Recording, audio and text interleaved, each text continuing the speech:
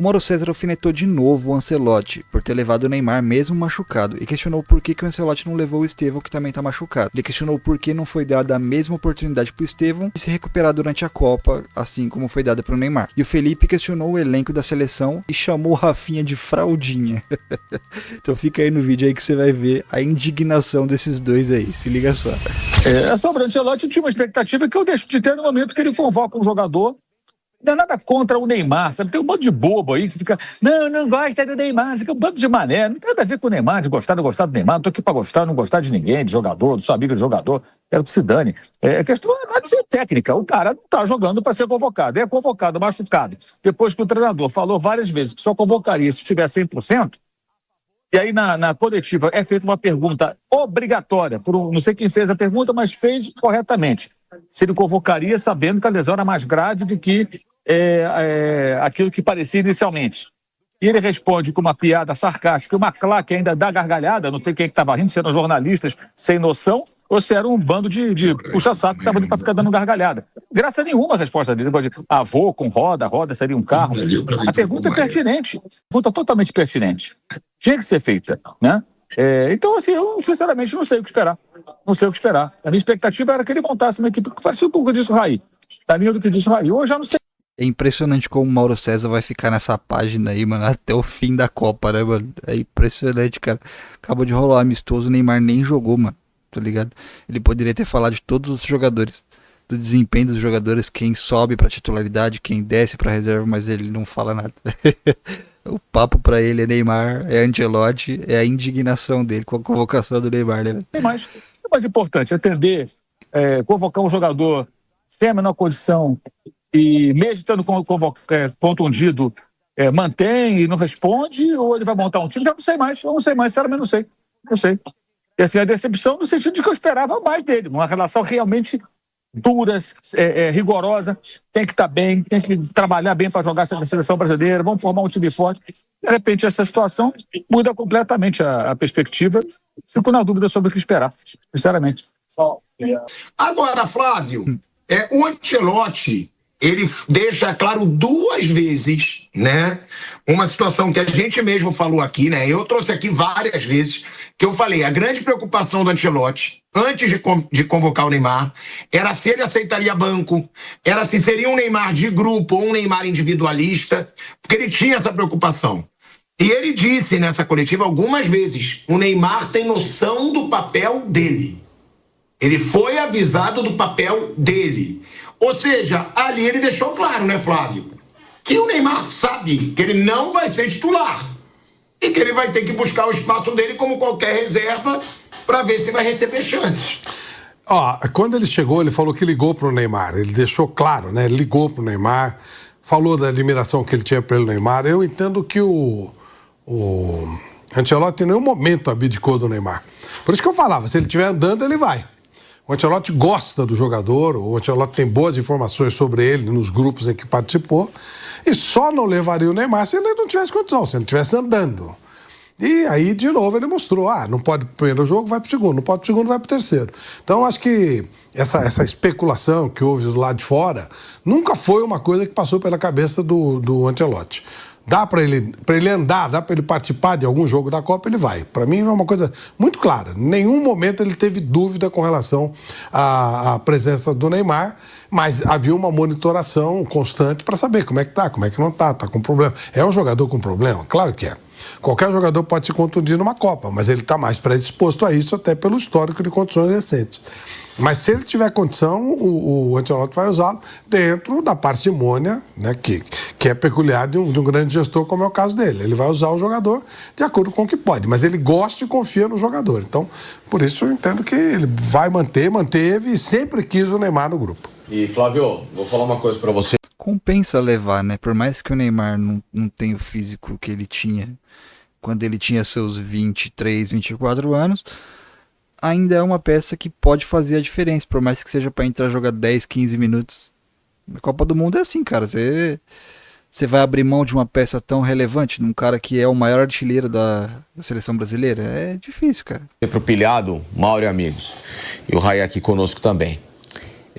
O Neymar só está indo a uma Copa do Mundo agora, nessa condição, porque o Ancelotti tem certeza, e muita gente tem certeza, que esse grupo de atletas da seleção brasileira não segura qualquer tipo de rojão numa bola dividida. Eles não têm preparo ainda, muitos talvez não tenham especificamente para uma seleção brasileira, refugaram sempre em que foram colocados à prova, inclusive em 2020. Também tem esse ponto, né? Traz confiança pro resto do elenco ter o Neymar pra tomar porrada da mídia ali no lugar de todo o elenco, né? Então, querendo ou não, uma manobra psicológica também, né? Levar o Neymar pra Copa. 22, o próprio Neymar posterga o que poderia ser uma eliminação em Copa do Mundo naquele jogo para a Croácia num tempo normal, depois na prorrogação, quando ele faz aquele gol que ele abre 1-0, né? No caso, ele, quem conseguiu, mesmo sem estar 100% naquela ocasião, estava lesionado ao longo da Copa do Mundo, vai e encontra um gol ali contra a seleção da Croácia, quando outros jogadores já poderiam ter feito isso, inclusive eu falo um deles, que é o Vinícius Júnior, que era inclusive campeão de Champions League, com gol na final naquela ocasião, às vésperas da Copa do Mundo. Então, enfim, então é só para colocar bem claro que o Neymar só está nesse grupo da seleção porque os jogadores não têm esse tipo de personalidade. Me parecem jogadores que ainda estão em fraldas para jogar no futebol. E outra coisa, pilhado, muita gente compara o exemplo do Farpas violentas aí, hein? Farpas violentas, hein? Chama a galera de fraldinha aí. Do Romário 98. Ah, mas o Romário 98 foi cortado, era a mesma lesão, porque tem que cortar o Neymar. Vamos analisar um fato. Em 97, o melhor jogador do mundo era o Ronaldo Fenômeno, que estava em 98. O segundo melhor jogador do mundo em 97 era o Roberto Carlos, que estava na seleção. O futuro melhor jogador de 99, o Rivaldo, estava naquela seleção. Ou seja, você tinha 3 dos melhores jogadores do mundo em um mesmo período atuando em 98. Por isso que o Romário foi cortado. Porque ali se tinha certeza que você olhava para o lado e você tinha gente com casca e bagagem e talento e capacidade suficiente até para abrir mão de um Romário que era um gênio. Era um gênio, tá? Como atacante, para mim, o Romário foi um gênio. Só que o Brasil não tem gênios ao lado. O Vinícius foi recentemente o prêmio Best da FIFA. Beleza, ótimo. Mas só que olha a característica do Vinícius para a seleção brasileira, diferente desses outros caras quando jogavam na seleção brasileira. Como encaravam desafios de seleção brasileira. Então, para uns, o prêmio FIFA pesava tanto quanto na própria seleção a favor e para outros contra. O Vinícius não tem esse peso, não tem esse nível decisivo. Aliás, o Vinícius, proporcionalmente em seleção brasileira, jogou menos proporcionalmente do que o Estevão entregou para o Ancelotti, do que até o Endrick entregou nos poucos minutos que ele teve em seleção brasileira. Sim. O próprio... a gente pode colocar... E é por isso que o Neymar foi convocado, né, cara? Realmente, se ninguém tem essa casca para tomar o protagonismo, vai ter que ser ele de novo, né? O Danilo, com pouca minutagem, entregou. Causaram muito mais impacto em menos minutagem do que o Vinícius Júnior tem de anos de estrada de seleção brasileira. A gente pode colocar o Casimiro nesse balaio, pode colocar o Danilo zagueiro, pode colocar o Alexandro, o próprio Rafinha que tá devendo, que aliás fala mais do que a boca, que aliás fala e não prova. Aí quando falou aquela vez da Argentina, refugou, ficou com o rabo entre as pernas em Buenos Aires, levando um totó da Argentina no 4-0 das eliminatórias. Então é por esses argumentos, por esses fatos, que o Neymar tá indo a uma Copa do Mundo praticamente sem condição física de entrar para jogar 10, 15 minutos. Exatamente. Pior que é exatamente isso que ele falou. Deixa eu adivinhar uma coisa, você tirava nota 6 ou menos na escola e ainda acha que tem que viver com...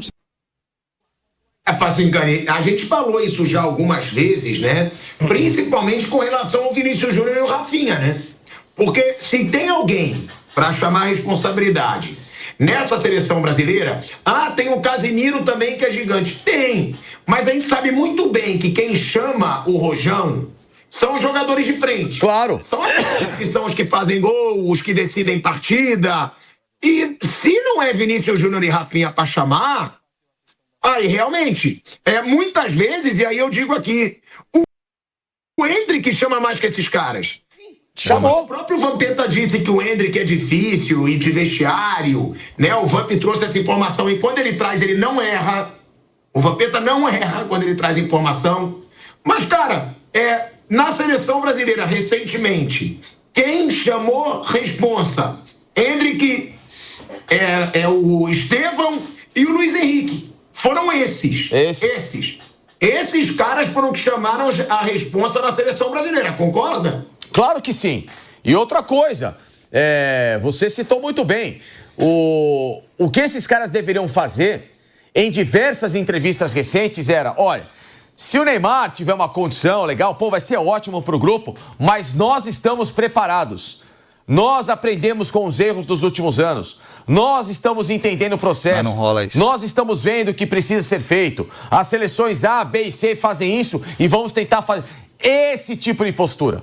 Não é prometer que vai ganhar, que vai chegar em final, que vai chegar na Argentina pra fazer cara feia pros caras e vai dar chegada e vai dar ponto. Isso é um monte de pataquada, um monte de babaquice que só piora a imagem da seleção brasileira e dos próprios atletas. Realmente, aquela cena do Rafinha falando que vai pra porrada e depois apoiando dos argentinos é cringe, né, mano? Eles não tinham que ficar ajoelhados pedindo pelo amor de Deus. O Rodrigo outra vez. O Hexa não vai ser o mesmo sem o Neymar. Gente, pelo amor de Deus. Título de Copa do Mundo é título de Copa do Mundo com ou sem ele. O cara que tá lá naquele projeto, o cara tem que fazer questão de estar lá. Ele até pode ficar feliz se tiver um companheiro ou outro, mas se não tiver um companheiro, o título é o mesmo sempre. O título não muda. Então, sabe, é esse tipo de comentário infanto-juvenil que faz com que a mentalidade da seleção brasileira seja tratada como isso, como fraudões. Esses caras são vistos como fraudões. Eles têm a chance agora de, quem sabe, mudar esse semblante. Só que é o seguinte, pilhador, uma coisa tem que ser dita também, tá? Se porventura, tá, como o Raí colocou aqui, que o Brasil possa chegar a uma Copa do Mundo, bater de frente, terminar campeão do mundo. Esse título, se for campeão do mundo Brasil, tem que colocar então na conta do Neymar. Porque eles pediram e eles só falaram que o Brasil, entre aspas, só seria campeão no Neymar. Então esses caras não vão poder ter peso de heroísmo de seleção, descer, caminhão de bombeiro, eu quero ser reconhecido. Não. Vocês ganharam nas costas do cara. Como eu tenho certeza que se perder, vai todo mundo passar correndo na zona mista e vão deixar o cara exposto lá pra falar toda vez. Porque eles são assim. Porque já faz tempo, 2018 e 22, sempre esses caras são assim. Então, se for campeão do mundo, não vem cantar de galo, não, porque tá vendo porque ganhei, porque tava lá, não. Pode falar que o título é do Neymar. Eles não quiseram assim? A revolta do homem. Porque o processo natural não era pra ir ao Neymar. O processo natural, fisicamente, em qualquer outro país do mundo, um jogador que tá com a dificuldade no Neymar, ele talvez nem passasse perto de uma convocação. Mas já que fizeram questão de levar o Neymar, de implorar de joelho pro cara estar na seleção, então que dê os méritos totais ao cara quando ganhar e também quando perder, que apareçam junto com o cara. Revoltado, né? Revoltado.